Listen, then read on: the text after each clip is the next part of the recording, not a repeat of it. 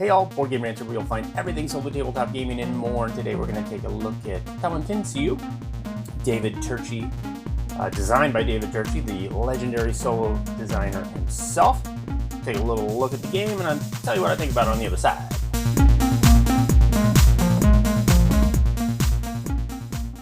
Tawantinsuyu. So, let's take a step back and look at the crazy busyness. There's the main board. Over here, we've got set at kind of a 90-degree angle. We've got the AI, so that's where the bot is run from. And then down here, we've got my section. So this is sort of my player area, my cards, my tiles and stuff. Oh, actually over here a little bit, this is still the bot's military cards that are face up. It can use, so that's still part of the bot section.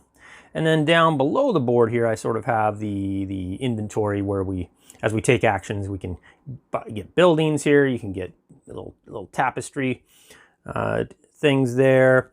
There's god cards here that basically allow you to take actions. There's military cards here that allow you to do conquests, among other things. This is actually my section area too. so here, right here, and down here, these are my resources. I got some gold and stone right now. And over here we got the inventory that you'll take from whenever you get stone or potatoes or corn or gold. And up here you've got these little temple tokens you can get as well.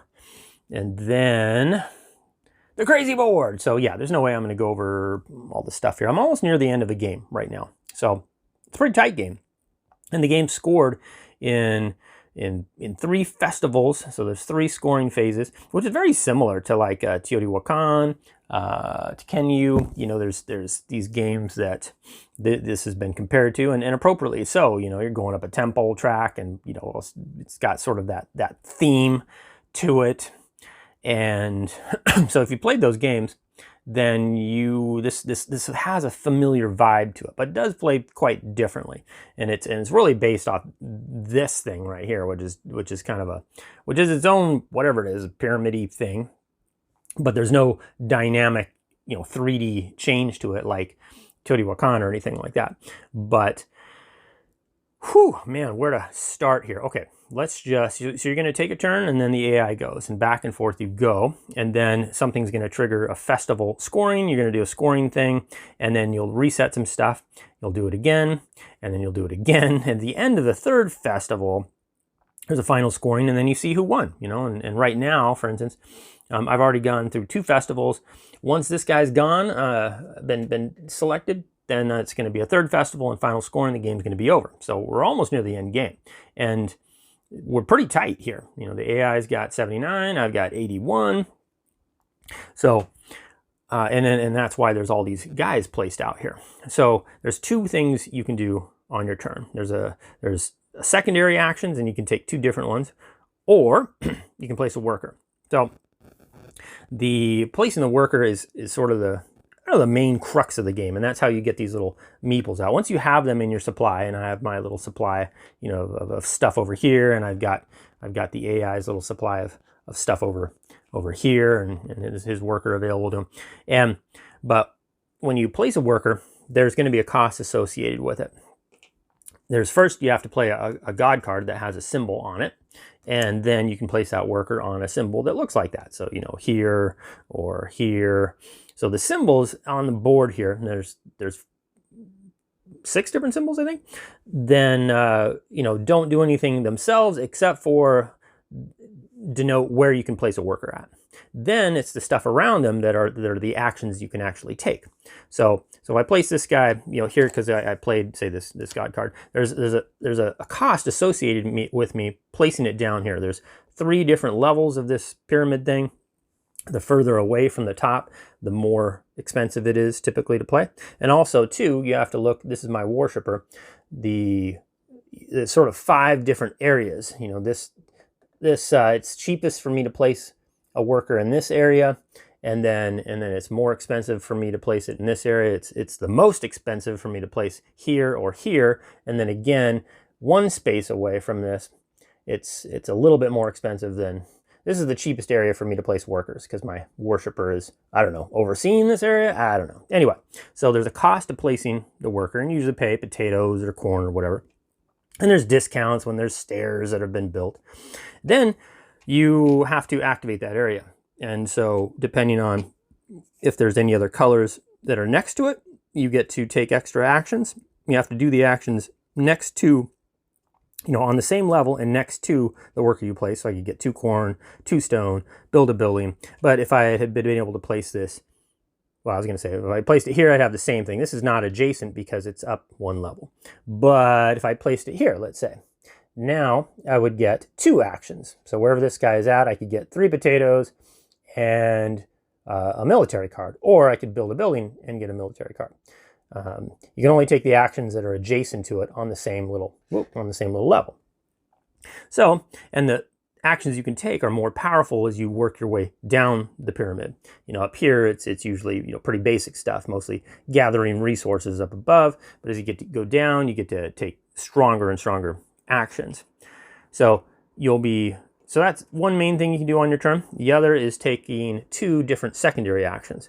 Secondary actions are drawing more God cards so you can place workers, drawing military cards because you'll do conquests out here. So I'll show you that here in a second. Or you can move your little guy, you follow little arrows around the tracks, and you can place, to activate certain actions that way.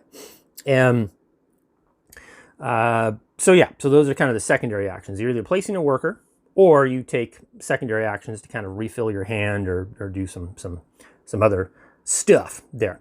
And then it's going to be the AI's turn. And the AI goes very similar, but simplified. If you've played Anachrony, then this kind of will have a similar vibe as oftentimes you'll be rolling a die and it'll activate a certain number of, a chit action, so 3. So the AI would gather 2 corn in this case or whatever, and it's going to use one of these cards to place a worker to block off a spot out here. It's very well done. David Turczi, of course, is not going to make a chintzy little solo variant. This thing is maxed out. It's difficult to wrap your head around, but once you do, it runs awfully smoothly. And so back and forth you're going to go. The AI again taking similar actions, just differently than you, but back and forth. And once you get to the end of that third festival, there'll be a final scoring, and you're going to see if you won or not. Oh yeah, and just to go over real quick, so there's different ways you're going to be scoring here. You're going to be collecting weavings, and you want to collect sets of different weaves. So I've got 1, 2, 3, 4, 5 different here. That's going to score me some good points. The AI over there, unfortunately, is doing about as well as I'm doing, which is not good. And then another way you're going to score points is with these areas. There's 4 areas like this on the board here, and then there's at the different corners. And you can see we each have our markers on there. So whoever has the most markers, and then ties are broken by the one furthest on the right, is going to score points equal to how many little meeples are in the casualties of war there. So there's an area control aspect of the game as well, and that's mainly what these military cards are going to do for you. So yeah, there you have it. A quick once-over. Tawantinsuyu. As you can see, this game is a wee bit on the complex and busy side. It looks busy, and everything you do seems to kind of give you a little something. Every time you build some stairs, you get a little something. If you build one of the little temple-looking statue guys, you get a little something, points mainly. If you go up on the temple, you get stuff. Everywhere you go, you get stuff. And so there's almost kind of this, it almost feels point salad-y, but you're in a resource way. You also get victory points too when you do a lot of this stuff. And so there is a lot to consider. And sometimes I feel like, I get on the other side of a turn and I'm surprised by maybe some of the stuff I've got, because it's busy. And fortunately though, that's kind of my thing. I don't mind that at all. And as I played, and I played it, I think 7 times now, you start to see stuff.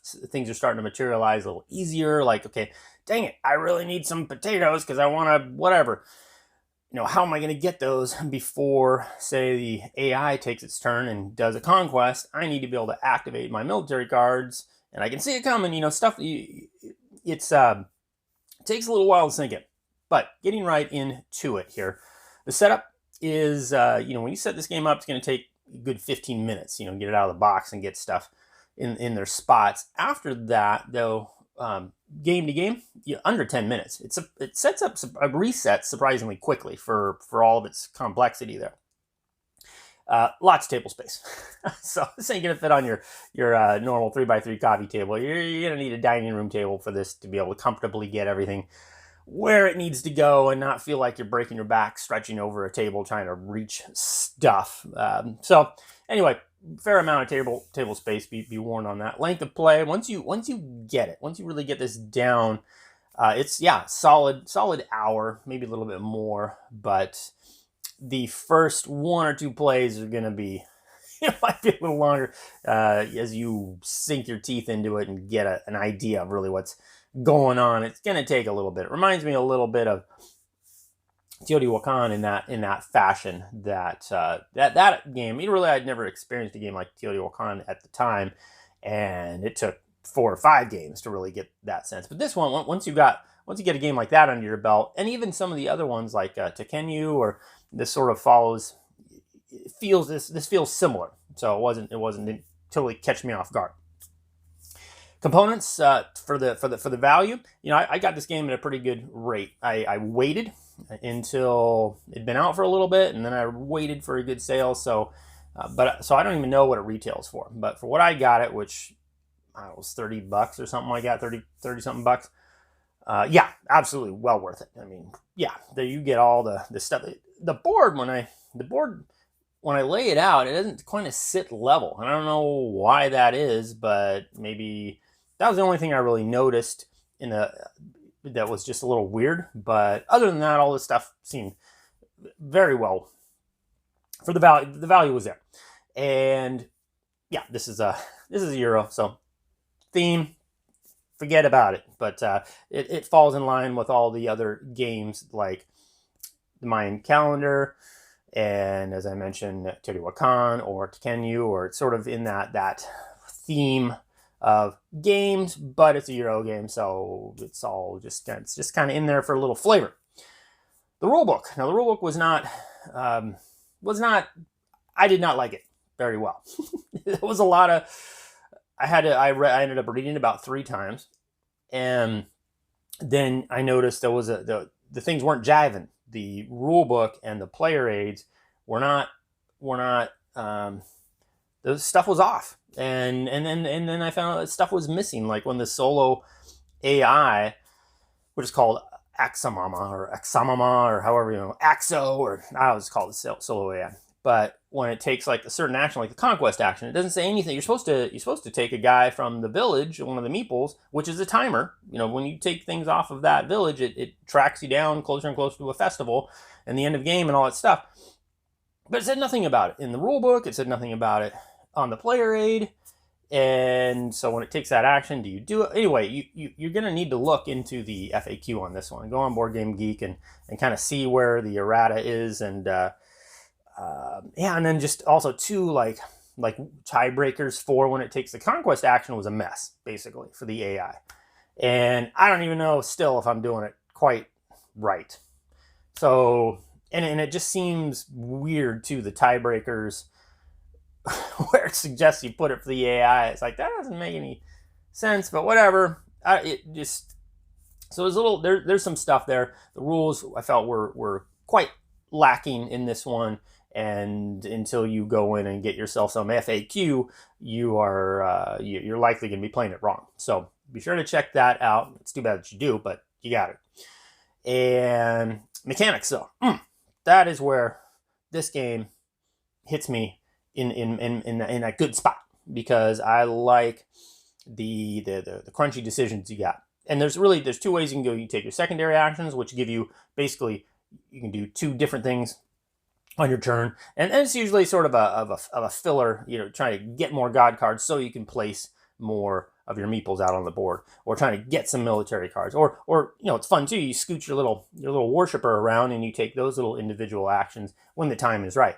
And you gotta kind of plan ahead, because you can only move 1 or 2 spaces clockwise on that on that top piece there, which is randomized, by the way. When you set up the game, you can spin that piece, you can take it off, and there's a pre-printed thing on the board there, or you can randomize it a little bit. So a good amount of decisions here. The mechanics all, once you get the game down, it feels very smooth. It really does. Like I said, I'm not totally sure I'm playing it right, but the AI runs very beautifully. It has an anachrony feel, if you've ever played that game, but it's you know, it's way easier though. The actions are less complicated, and it looks much more difficult to run than it might suggest when you, because that player aid, when you flip over each player aid, that's the AI, and it's all the same on the AI side about how to run the AI and what it does when it takes certain actions. And it just, yeah, it looks like a lot. So it is, you're gonna have to invest some time in here to get to that point where it feels and flows very well. But I assure you it does. You know, once you get it down, then you're really playing, and you don't have to think a lot for the AI, which is nice, but it does really do like all the actions and extremely well. And you know, just like a David Turczi solo variant would normally. And then this one does it. So strategy, got a lot of strategy here too. What's nice is I feel like you can score a lot of points off different directions. And I mean, you can really focus on the tapestries and get that set collection thing going. And also though too, what's fun is that tapestry has its own set of things, that resources you might get or actions you can take once each festival is triggered. And, or you can go, so it's kind of a dual thing there. As you're building your tapestry, you also want to build it a certain way and make sure things are getting you goods and services. and the temple track is pretty simplistic, but it really, you know, pays off to go up it, because you kind of get your stuff as you go up it, and then you get your stuff again once the festival hits. And so it's big, you know, and so there's a lot of big scoring opportunities here. And you can change, I feel like mid-game, you can kind of go, you know what, I need to go a different direction. And you can still pull it off. The games here have been very close for me.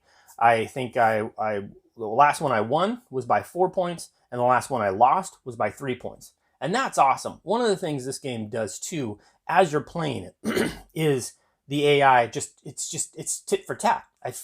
Which is very fun. And I kind of forget, you know, when you play solo variants, a lot of times either the AI is just so far ahead of you and you're counting on that end game scoring to bring you back up, or sometimes vice versa. You know, you're flying along, and you know though at the end game there's going to be this big scoring thing and the AI might catch up. But so you got to kind of wait for that moment, and that's cool, you know. But this is way cooler. I like this, in that the scoring is just, it's right with you. And well, and I mean, sometimes it's pretty far ahead of you. You know, you're not gonna. You want it to be fairly close by the time you get to the end game scoring, because yeah, the difference, you're not going to make up typically a huge chunk any more than the AI is. And so moving in tandem like that creates a tension in the game while you're playing it that isn't there for a lot of other solo variants. And I can't think of really one right now just off the top of my head. Most of them are like I described earlier, just a second ago. So that is cool. I like how that worked. I don't know if that was intentional, but it really feels, you know, back and forth throughout the game. And then the end games have been incredibly close, and that is very satisfying. So there is difficulty levels too. You can adjust this, make it easier, make it difficult. I haven't messed with any of that, but it is there. But I've just had a great time just playing it, just the way the normal difficulty level, whatever that is. So the replayability always seems to, I always am hesitant when I see a game that has a static board. It's like, you know, I mean, the only thing you can turn really is that little thing on the top there that the worshippers are on. But it's nothing like, say, like a game like, I don't know, like Terra Mystica or something, where it's just like, okay, if you want to do this certain thing, the board is a certain way, and you know, that lends itself to a difficulty with replayability over the long run. And here though, there's so many different tracks that your worshippers on, and you're going down, and so many different actions and stuff. And so the replayability, you know, on one hand looks like it might not be there, but it still feels like it has a good replayability value. Not as high as some of the other things where you can just totally alter the board, And the cards, you know, and the this and the that. There's a lot of games out there like that, so you can say the replayability is just like crazy. At the same time, you know, replayability, I mean, how often are you going to play a game anyway? You know, it's like, oh, unless I can play this game and it's totally different 100 different times, only then is it really got a high replayability value. But, you know, let's be real here. Any game you play is probably gonna, you know, 10 times a lot of times is the max amount anybody plays a game anymore. At least, you know, gamers like myself. So anyway, that's it. I think I gotta say, overall, I like this game, and I didn't know. I've experienced other David Turczi design games and have avoided them after a couple tries, and I just didn't really like Dice Settlers. I didn't like the base game, but once the expansion came out, it made it much more to my liking. This game I kind of avoided this because I just, you know, was the base game and I wasn't too sure. But overall, I'm pleased with this game, and I've enjoyed every game of it so far, and certainly plan on keeping it around for a bit in my collection. So that's it. That is Tawantinsuyu by David Turczi. Please let me know if you have any questions or comments down below. But until next time, thank you so much for watching. I'm boardgamerants, and I'm out.